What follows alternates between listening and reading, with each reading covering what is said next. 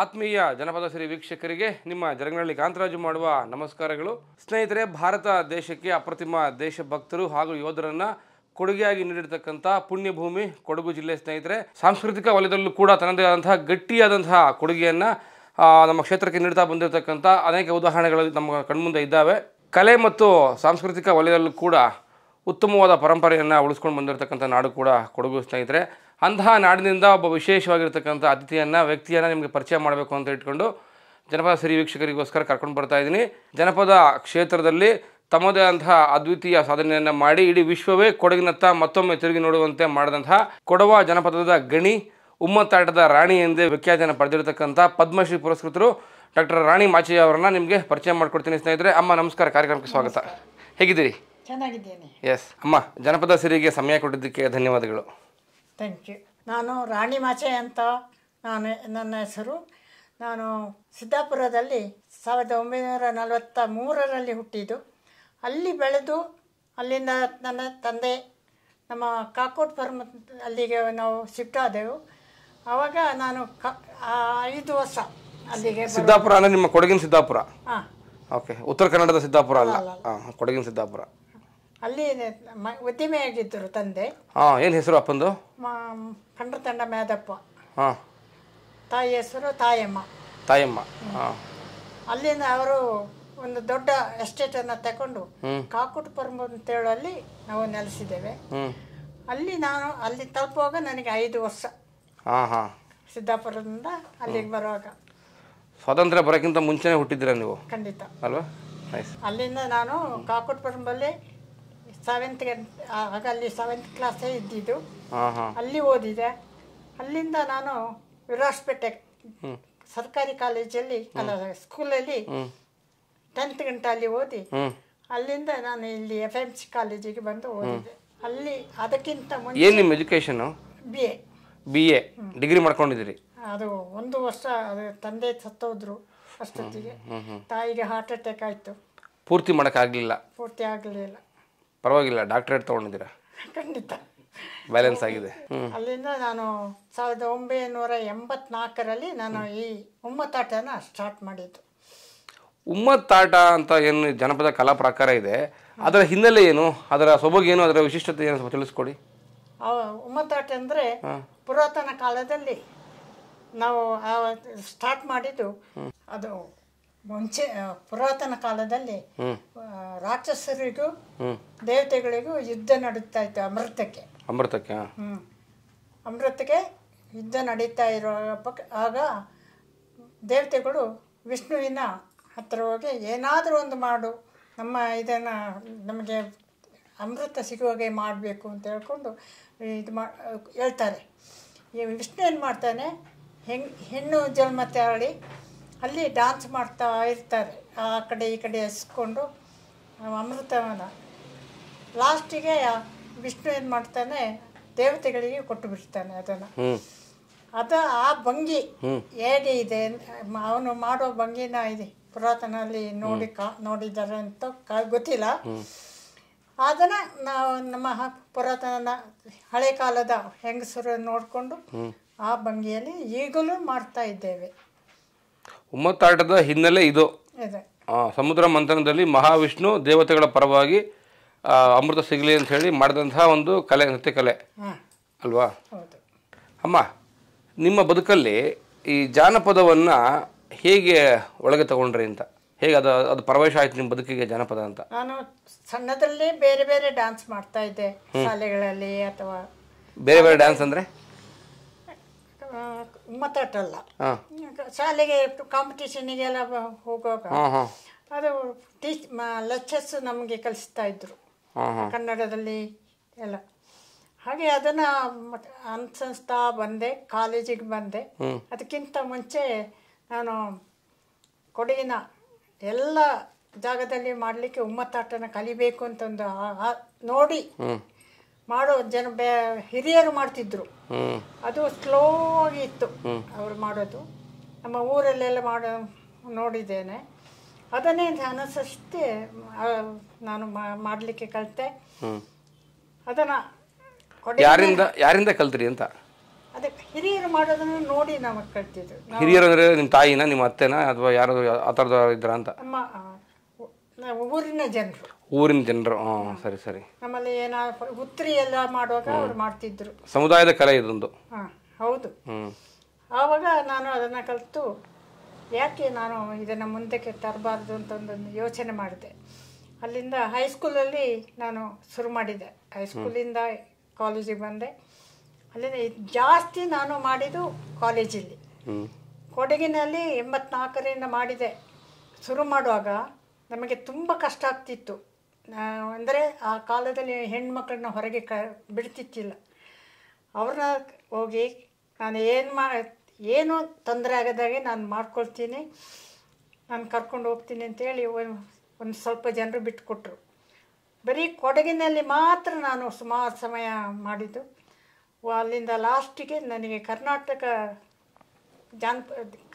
ಜಾನಪದ ಅಕಾಡೆಮಿಯು ನನಗೆ ಹೊರಗೆ ಹೋಗಲಿಕ್ಕೆ ಕರ್ನಾಟಕದಲ್ಲಿ ಒಂದು 10-15 ಜಿಲ್ಲೆಗಳಲ್ಲಿ ಮಾಡೋಕ್ಕೆ ಶುರು ಮಾಡಿದೆ. ಅಲ್ಲೆಲ್ಲ ಕೊನೆಗೆ ನನಗೆ ಸಿಕ್ಕಿದ್ದು ಕರ್ನಾಟಕ ಉತ್ಸವ ಗೋವಾದಲ್ಲಿ ನಡೆಯಿತು. ಅಲ್ಲಿಂದ ನಾನು ಪ್ರಾರಂಭ ಮಾಡಿದ್ದು ಹೊರಗೆ. ಅಲ್ಲಿಂದ ಬಿಟ್ಟೆ, ಇಲ್ಲಿ ಎಲ್ಲ ಮಾಡೋದನ್ನು ಬಿಟ್ಟೆ, ಬೇರೆಯವರು ಬರಲಿ ಅಂತ. ಅಲ್ಲಿಂದ ನಾನು ಹೊರಗೆ ಹೋಗಲಿಕ್ಕೆ ಶುರು ಮಾಡಿದ್ದು.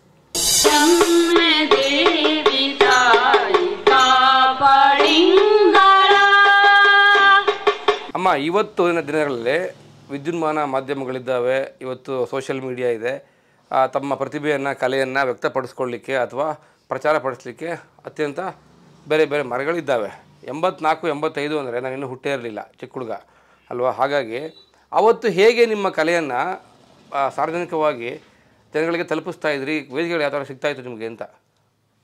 84ರಲ್ಲಿ ನಾನು ದೊಡ್ಡವಳಾಗಿದ್ದೆ. ಹೈಸ್ಕೂಲ್ ವಾತಾವರಣ ಹೇಗಿತ್ತು ಅಂತ, ಸಾಂಸ್ಕೃತಿಕ ವಾತಾವರಣ ಹೇಗಿತ್ತು 84ರಲ್ಲಿ ಅಂತ? ಯಾರು ಮಾಡ್ತಿತ್ತಿಲ್ಲ. ಆವಾಗ ನಾನು ಅಲ್ಲಿ ಊರಲ್ಲಿ, ನಮ್ಮ ಊರಲ್ಲೇ ಇದು ಹುತ್ತರಿ ಹಬ್ಬದಲ್ಲಿ ನಾವು ಮಾಡ್ತೇವೆ ಡಿಸೆಂಬರಲ್ಲಿ. ಆವಾಗ ಅದರ ಪ್ರೋಗ್ರಾಮ್ ಇರ್ತಿತ್ತು. ಹುತ್ತರಿ ಕೊಡವರ ಪ್ರಸಿದ್ಧ ಹಬ್ಬ. ಹೌದು. ಅದರಲ್ಲಿ ಉಮ್ಮತ್ತಾಟವನ್ನು ಆಡ್ತೀರಾ? ಮಾಡ್ತಿದ್ರು. ಕೋಲಾಟ, ಗಂಡಸರು ಕೋಲಾಟ, ಪರೆಕಳಿ, ಕತ್ತಿಯಾಟ ಅದೆಲ್ಲ ಮಾಡ್ತಾ ಇದ್ರು. ಆವಾಗಿಂದಲೇ ಶುರು ಆಗೈತೆ. ಅಂದ್ರೆ ನಿಮ್ಮ ಮಾತನ್ನ ಕೇಳ್ತೇನೆ, ನನ್ಗೆ ಅರ್ಥ ಆಗೋದೇನಂದ್ರೆ ಉಮ್ಮತ್ತಾಟ ಬಂದು ಮಹಿಳೆಯರ ಕಲೆನಾ? ಮಹಿಳೆಯರಿಗೆ ಮಾತ್ರ ಸೀಮಿತ ಇದೆ. ಹೌದಾ? ಸರಿ ಸರಿ. ಬೇರೆ ಪುರುಷರಿಗೆ ಏನು ಎಂಟ್ರಿ ಇಲ್ಲ ಇದರಲ್ಲಿ? ಅದು ಅವ್ರು ಮಾಡೋದು ನಮಗೆ ಎಂಟ್ರಿ ಇಲ್ಲ. ಇವತ್ತು ರಾಣಿ ಮಾಚಯ್ಯನವ್ರನ್ನ ಇಡೀ ದೇಶವೇ ನೋಡ್ತಾ ಇದೆ. ನಿಮ್ಮ ಕುಟುಂಬದ ಬಗ್ಗೆ ಪರಿಚಯ ಮಾಡ್ಕೊಳ್ಳಿ. ನಾನು ಹುಟ್ಟಿದ್ದು ಕಂಡ್ರತಂಡ ಮ್ಯಾದಪ್ಪನ ಮತ್ತು ತಾಯಮ್ಮನ ಮಗಳಾಗಿ ಹುಟ್ಟಿದೆ. 1943ರಲ್ಲಿ ಜನಿಸಿ ಈಗ ದೊಡ್ಡವಳಾಗಿ ಬಂದಿದ್ದೀನಿ. ಆವಾಗ ನಮಗೆ ತುಂಬ ವಿದ್ಯೆ ಕಲಿಯೋಕ್ಕೆ ಈಗ ನರ್ಸರಿಯಿಂದಲೇ ಬರ್ತಿತ್ತು. ನನ್ನ ತಾಯಿ ಟೀಚರ್ ಆಗಿದ್ದರು, ಸರ್ಕಾರಿ ಟೀಚರ್. ಅವರು ನನಗೆ ಮೊದಲನೇ ಪಾಠ ಹೇಳಿಕೊಟ್ಟಿದ್ರು ಗುರು. ಅವರು ಹುಟ್ಟಿದಲ್ಲಿಂದ ಒಂದು 3 ವರ್ಷದಲ್ಲೇ ಶುರು ಮಾಡಿದ್ದಾರೆ. 1-2 ಹೇಳೋದು, ಆ ಇ, ಆ ಕಾಲದಲ್ಲಿ ಆ ಇ ಅದರದ್ದು ಹೇಳ್ಕೊಡ್ತಿದ್ರು.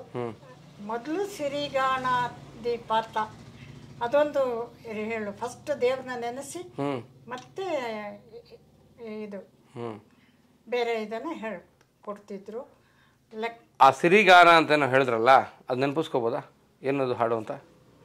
ಅಷ್ಟೇ ಹೇಳೋದು. ಸಿರಿಗಣಪತಿ ದೇವ್ರನ್ನ ನೆನೆಸೋದು ಅಷ್ಟೇ. ಅದೇ ಅಷ್ಟೇ. ಗಣಪತಿನ ನೆನೆಸಿ ಗಣಪತಿ ಅಲ್ಲಿಗೆ ನಿಲ್ಲಿಸೋದು. ಹಾಗಾದರೆ ನನಗೆ ಅಷ್ಟೇ ಗೊತ್ತು. ಅಲ್ಲಿಂದ ತಾಯಿ ನಮಗೆ ಸಿರಿ ಅಂದರೆ ಈ ಅದನ್ನು ಮೊದಲು ತಿದ್ದಕ್ಕೆ ಅದನ್ನು ತಿದ್ದಿ ನಮಗೆ ಅಭ್ಯಾಸ ಮಾಡ್ತಿದ್ರು. ಅಲ್ಲಿಂದ ನಾನು ಇಲ್ಲಿಗೆ ಬನ್ನಿ, ಗಂಡನ ಮನೆಗೆ ಬನ್ನಿ, ಅಲ್ಲಿ ತವರಲ್ಲೇ ಇರಬೇಡಿ, ಇಲ್ಲಿಗೆ ಬನ್ನಿ. ಅಲ್ಲಿಂದ ನನಗೆ ಕಾಲೇಜಿಗೆ ಬಿಟ್ಟ ಮೇಲೆ ನನಗೆ 1946ರಲ್ಲಿ ಮದುವೆ ಆಯಿತು.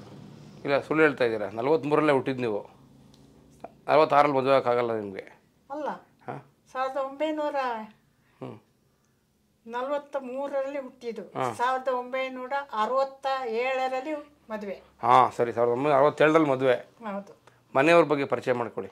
ನಾನು ಮದುವೆಯಾಗಿ 50 ವರ್ಷದ ಮೇಲೆ ಆಯಿತು. ಐಮುಡಿಯಂಡ ಮಾಚೆ ಲಾಯರ್ನ ನಾನು ಮದುವೆ ಆದೆ. ನನಗೆ 3 ಮಕ್ಕಳಿದ್ದರು. ಆಯಿತು. ಒಬ್ಬ ಎಕ್ಸ್ಪೈರ್ಡ್ ಆದರು. 2 ಮಕ್ಕಳು ಇದ್ದಾರೆ.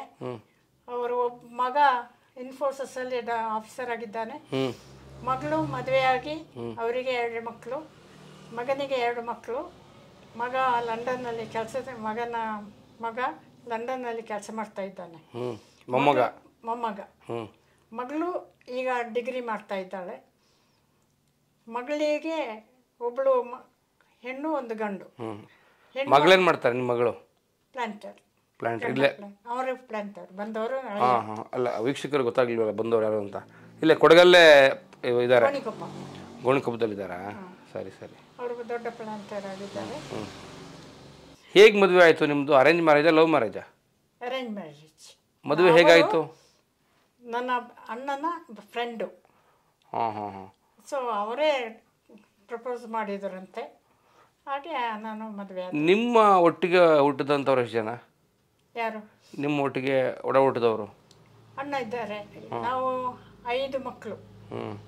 5 ಮಕ್ಕಳಲ್ಲಿ ನಾನೊಬ್ಬಳೆ, ಎಲ್ಲ ಗಂಡು ಮಕ್ಕಳು. ಈಗ 3 ಜನರು ಸತ್ತು ಹೋದ್ರು. ಈಗ 2 ಜನರು ಇದ್ದಾರೆ. ಅಣ್ಣ ನಿಮ್ಮನ್ನು ಸೇರಿ ಇಬ್ಬರಿದ್ದಾರಾ? ಅಲ್ಲ, ಅಣ್ಣ ಅಂದಿರು 2 ಇದ್ದಾರೆ. ಇಬ್ಬರಿದ್ದಾರೆ. ನಾನೊಬ್ಬಳು. ಈ ಒಂದು ಕೊಡವ ಜನಪದ ಉಮ್ಮತ್ತಾಟವನ್ನು ಯಾಕೆ ಮುಂದೆ ತಗೊಂಡು ಹೋಗ್ಬೇಕು ಅಂತ ಅನ್ನಿಸ್ತು ನಿಮಗೆ? ನನಗೆ ಎಲ್ಲ ಕಲೆಗಳು ಮುಂದೆ ಬರ್ತಾ ಇದೆ. ಅದನ್ನು ನೋಡಿ ಅದ್ಯಾಕೆ ನಮ್ಮದು ತುಂಬ ಹಿಂದೆ ಇತ್ತು. ಜನರಿಗೆ ಅದು ನಮ್ಮ ಹೇಗೆ ಏನು ಅಂತ ಗೊತ್ತಿರಲಿಲ್ಲ. ಅಲ್ಲಿಂದ ನಾನು ಕರ್ನಾಟಕಕ್ಕೆ ನುಸುಳಿದೆ. ಇಲ್ಲೇ ಮಾಡ್ತಾ ಇತ್ತು ಇದು ಅಷ್ಟರವರೆಗೆ. ಅಲ್ಲಿಂದ ನಾನು ಕರ್ನಾಟಕ ಹೋದ್ಮೇಲೆ ಜನರಿಗೆ ಸ್ವಲ್ಪ. ಆಗ ಕೊಡಗು ಕರ್ನಾಟಕ ಆಗಿರಲಿಲ್ವಾ? ಇಲ್ಲ, ಮೈಸೂರು. ಕೊಡಗು ಬೇರೆ ಇತ್ತು, ನಮ್ದು ಕೊಡಗು ಬೇರೆ. ಲಾಸ್ಟಿಗೆ ಮೈಸೂರಿಗೆ ಸೇರಿಸ್ಬಿಟ್ರು. ಅದೇ ನಮ್ದೊಂದು ತಾಪತ್ರ. ಈಗ ಕೊಡಗು ಅಲ್ವಾ ಮೈಸೂರು ಅಲ್ವಾ ಅಂತ ಆಗ್ತದೆ. ಕರ್ನಾಟಕ ಇದು ಕರ್ನಾಟಕದ ಒಂದು ಭಾಗ. ಅಂದ್ರೆ ಕೊಡಗು ಪ್ರತ್ಯೇಕ ರಾಜ್ಯವಾಗಿದ್ದಾಗಲಿಂದ ನೀವು ಮಾತಾಡ್ತಿದ್ದೀರಾ? ಸಪರೇಟ್ ಇತ್ತು, ಆರ್ಮಿ ಇತ್ತು, ಎಲ್ಲ ಇತ್ತು. ಇಲ್ಲಿ ಆರ್ಮಿ ಹೋಯ್ತು. ಈಗ ಅದು ಮೈಸೂರಿಗೆ ಸೇರಿದ ಮೇಲೆ ಮೈಸೂರು ಇದು ಒಂದೇ. ಆಗ ಇಲ್ಲಿ ಕಮಿಷನರು ಎಲ್ಲ ಇಲ್ಲೇ ಇತ್ತು. ಎಲ್ಲ ನಮ್ಮ ಕೊಡಗಿನಲ್ಲೇ ಎಲ್ಲ ಜಿಲ್ಲೆಗೂ ಎಂಥ ಇದಿದ್ರು ನಾವು ಮಾಡಿಕೊಂಡು. ಹಾಗೆ MLA MLC ಎಲ್ಲ ಇಚ್ಚಿಲ್ಲ. ಕಮಿಷನರ್ ಅಂತ ಒಬ್ಬ ಹೆಡ್ ಇರ್ತಿದ್ರು. ಬ್ರಿಟಿಷ್ ಅಧಿಕಾರ. ಅವಾಗ ಬ್ರಿಟಿಷ್ ಅಧಿಕಾರ ಇತ್ತು. ಇಲ್ಲಿಗೆ ಮಾತ್ರ ಒಬ್ರು ನೋಡ್ಕೊಳ್ಳೋಕ್ಕೆ ಒಬ್ರು ಇದ್ರು ಆ ಪೀರಿಯಡಲ್ಲಿ. ಅಲ್ಲಿಂದ ನನಗೆ ಗೊತ್ತಾಗಿದ್ದು ಇದು ಕೊಡಗಿನ ಇದು. ಗಾಂಧೀಜಿ ಅವತ್ತು ಒಂದು ಸಲ ಬಂದಿದ್ರು ಕೊಡಗಿಗೆ. ನೋಡಿದ್ರು ನೀವು ಗಾಂಧೀಜಿ ಅವ್ರನ್ನ? ಅಲ್ಲಿ ನಾವು ಅಲ್ಲಿ ಸಿದ್ದಾಪುರದಿಂದ ಬರುವಾಗ ನಾನು ಬೇತ್ರಿ ಅಂತ ಹೇಳುವಲ್ಲಿ ಒಂದು ಮನೆಯಲ್ಲಿ ನಾವು ರೆಂಟಿಗೆ ಇದ್ದಿದ್ದು. ರೋಡ್ ಸೈಡಲ್ಲಿ ಮನೆ. ಅವರು ನಡ್ಕೊಂಡು ಬರುವಾಗ ನಾನು ಅವತ್ತು ನೋಡಿದ್ದು ಗಾಂಧೀಜಿಯವರನ್ನ. ಆ ಫಾಸ್ಟ್ ನಡಿಗೆ ನೋಡಿದರೆ ಹೌದಾ ಹಬ್ಬ.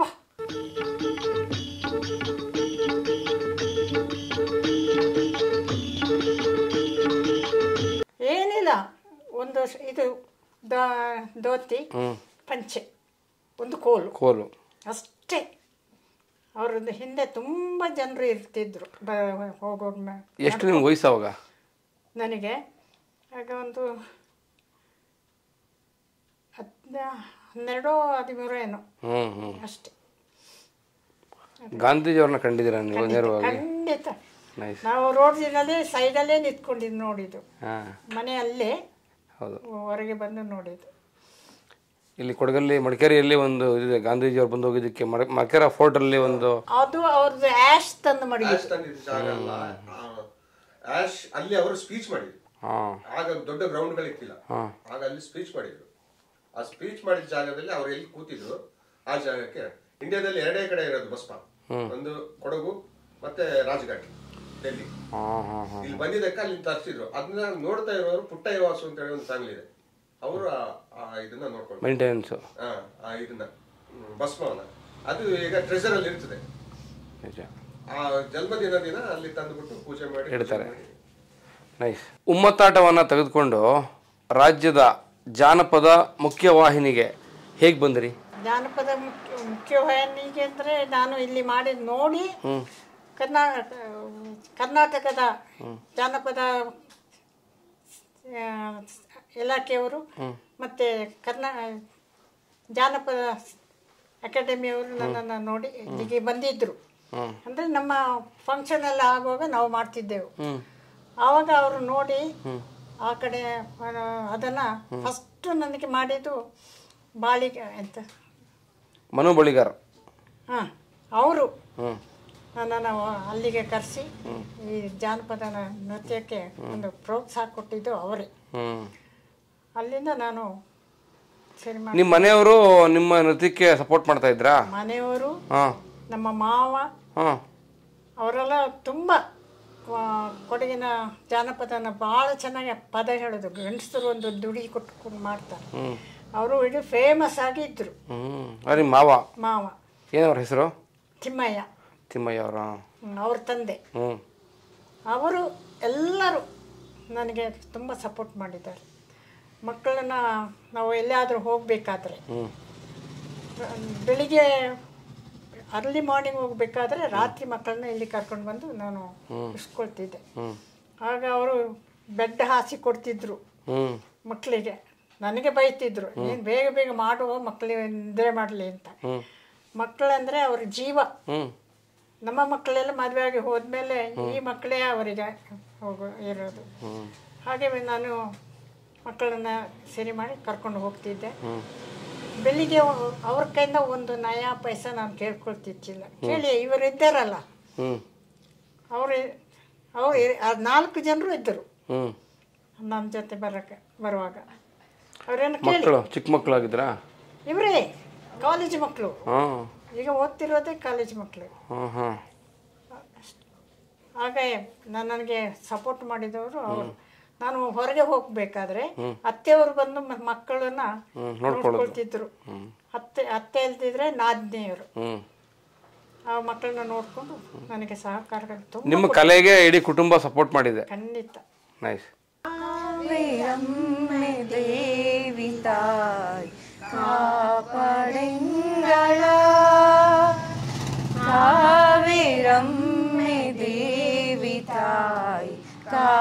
ಕಾಪಾಡೆಂಗಳ ಭಾವ ಭಕ್ತಿ ಕಾಟಿ ತಂದು ಭಾವ ಭಕ್ತಿ ಕಾಟಿ ತಂದು ಚಾಕ ದೇವಿ ನೀ ಗೊತ್ತಿಲ್ಲಾತ ಅಗಸರುಷಿನ ಬುಟ್ಟು ಪುರಟಿಯ ಕಾವೇರಮ್ಮೆ ದೇವಿ ತಾಯಿ ಕಾಪಾಡೆಂಗಳ. ನಮಸ್ಕಾರ, ನನ್ನ ಹೆಸರು ಖುರ್ಷಿದ್ ಬಾನು ಅಂತ. ನಾನು 8th ಸ್ಟ್ಯಾಂಡರ್ಡ್ 8ನೇ ಕ್ಲಾಸಲ್ಲಿ ಓದ್ತಿರೋತ್ತಿಗೆ ನಾನು ರಾಣಿ ಮಾಚಾ ಮ್ಯಾಮ್ ಜೊತೆ ಉಮ್ಮತ್ತಾಟಿಗೆ ಅಂತ ಹೇಳ್ಬಿಟ್ಟು ಫಸ್ಟ್ ಟೈಮ್ ಬಂದಿದ್ದು. ಬ್ಯಾಂಗ್ಳೂರು ಟೀಮಲ್ಲಿ ನಾನು ಅವರೊಟ್ಟಿಗೆ ಬ್ಯಾಂಗ್ಳೂರಲ್ಲಿ ಫಸ್ಟ್ ಉಮ್ಮತ್ತಾಟಿಗೆ ಅಂತ ಬಿಟ್ಟು ಹೋಗಿದ್ದು. ಅಲ್ಲಿಂದ ಮತ್ತು ನಾವು ಡಿಗ್ರಿ ಆಗೋವರೆಗೆ ನಾನು ಅವರೊಟ್ಟಿಗೆ ಉಮ್ಮತ್ತಾಟಿಗೆ ಅಂತ ಬಿಟ್ಟು ಪ್ರೋಗ್ರಾಮ್ಸ್ಗೆ ಹೋಗ್ತಾ ಇದ್ದೆ. ಏಕೆಂದರೆ ಅಷ್ಟರವರೆಗೆ ನಾನು ಡಿಗ್ರಿವರೆಗೆ ನಾನು ಮಡಿಕೇರಿಯಲ್ಲಿ ಓದಿದ್ದು. ಮತ್ತು ನಾನು ಮ್ಯಾಂಗ್ಳೂರು ಓದಕ್ಕೆ ಹೋದೆ. 2 ಇಯರ್ಸ್ ಗ್ಯಾಪ್ ಆಯಿತು. ಮತ್ತು ಪುನಃ ವಾಪಸ್ ರಿಟರ್ನ್ ಮಾಸ್ಟರ್ಸ್ ಮಾಡಿ ಬಂದಾದಮೇಲೆ ನಾನೀಗ ಪ್ರೆಸೆಂಟ್ KMC ಕಾಲೇಜಲ್ಲಿ ಲೆಕ್ಚರ್ ಆಗಿ ವರ್ಕ್ ಮಾಡ್ತಾ ಇದ್ದೀನಿ. ಅಲ್ಲಿಂದ ಕೂಡ ನಾವೀಗ ಸ್ಟೂಡೆಂಟ್ಸ್ ಟೀಮ್ ಒಟ್ಟಿಗೆ ಕೂಡ ಅವರೊಟ್ಟಿಗೆ ಹೋಗ್ತಾ ಇದ್ದೀನಿ ನಾನು. ಅವರು ಹೇಗೆ ಅಂತ ಹೇಳಿದರೆ, ನಾವು ಟ್ರೈನಲ್ಲಿ ಟ್ರಾವೆಲ್ ಮಾಡೋತ್ತಿಗೆ ಆಗಲಿ ಅಥವಾ ಎಲ್ಲಾದರೂ ಒಂದು ಕಡೆ ಹೋಗಬೇಕು ಅಂತ ಹೇಳಿದರೆ ಫಸ್ಟ್ 1 ಡೇ ಮುಂಚೆ ಅವ್ರ ಮನೆಗೆ ಬಂದು ನಾವು ಸ್ಟೇ ಆಗ್ತೀವಿ.